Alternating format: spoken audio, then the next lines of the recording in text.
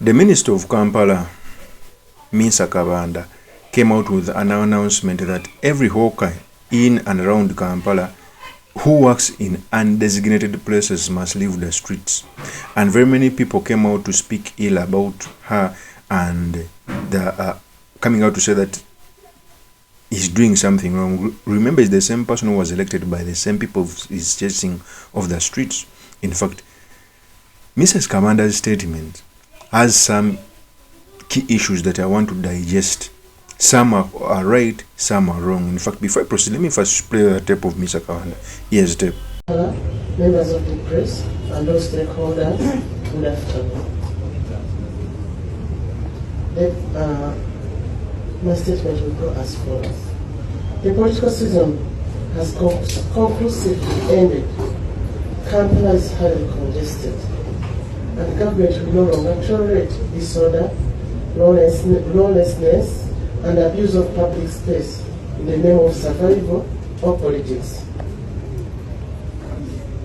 Effective immediately, Kampala City enters a phase of strict, full and continuous enforcement of all city laws and ordinances. For months, enforcement was moderated to allow peaceful political participation. That window is now closed. The capital city must function. Let me be very clear.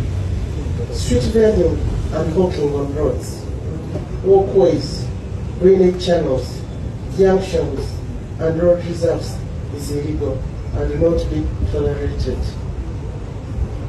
Illegal border stages in the central business district are abolished with immediate effect. Riding on pedestrian walkways, obstructing traffic, and operating without registration will result in instant impounding and arrest. Government has listened.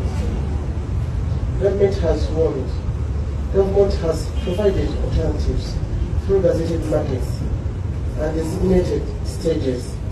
Kampala Capital City Authority, that is KCCA, has had a request from vendors and is due to bring back the Sunday market to provide more working hours for the vendors. Those that require working spaces in mentioned gazetted areas could approach KCCA, Directorate of Gender, for guidance. What follows now, therefore, is enforcement of trade order and no dialogue anytime. KCC has in the past few days been issuing notes of vacation of streets. I now wish to issue a final notice for illegal operators to vacate prohibited areas voluntarily. That's why we have the leaders of the vendors. Beginning today, the 5th of February 2026, joint enforcement teams comprising of KCCA, the Uganda Police Force, and other sister security agencies will commence full clearance operations across the city. Enforcement becomes automatic and zero tolerance, with no engagement or negotiations on the ground begins today, immediately today. Let me issue this warning without ambiguity. Any person who turns to illegal trading after eviction will be arrested and prosecuted. Any good. That is Mr. Kabanda. Remember, Mr. Kabanda is the Minister of Kampala, who also doubles as the MP for Kampala Central. He's the one who, in my opinion, he stole elections from Rubongoya. But one key issue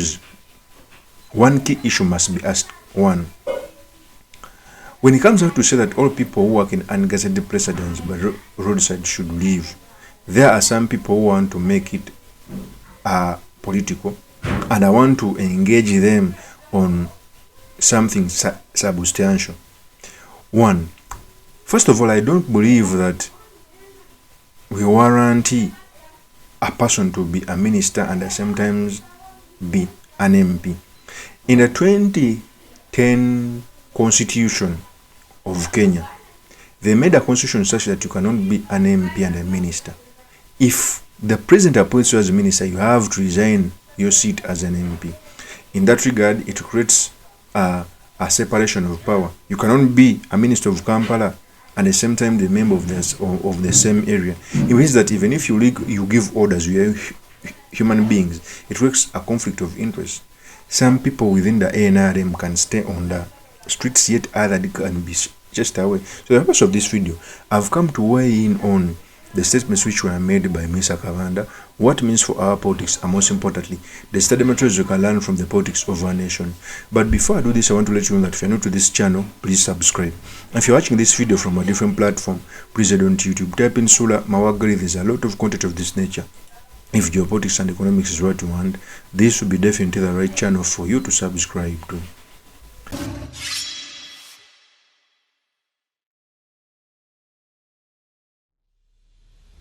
First of all, we all agree that Kampala is a messy area. Although I'm also of the school of thought that goes like, even those small traders and hawkers on the streets, they don't need to be chased away. They need to be organized. Because I'm a parent of that circumstance, my mother has ever walked on the street to bring food at a table. My mother has ever been a hawker to bring something home. Okay? All you need not to chase people away from the Kampala CBD. All you need is reorganizing them. For a minister to come out and issue that statement that you'll be arrested, you will be beaten.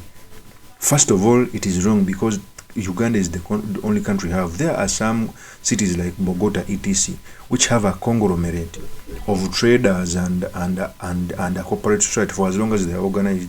I don't believe that chasing people away from Kampala can create and solve the dirty trade order in Kampala. We just need to reorganize without offering blame and threats. It is the truth.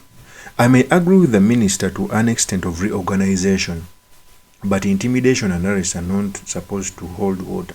In fact, since I'm a resident in Kampala, there are very many people, even when it comes to paying taxes for rental, those who support NRM very much are non-taxed. They are given free trade areas where other people, when they come on streets, they cannot work on.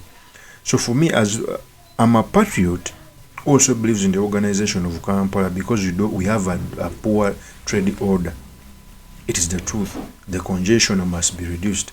But I'm also a person who believes in reorganizing without chasing people away. Kampala can benefit all of us without chasing anyone. Okay?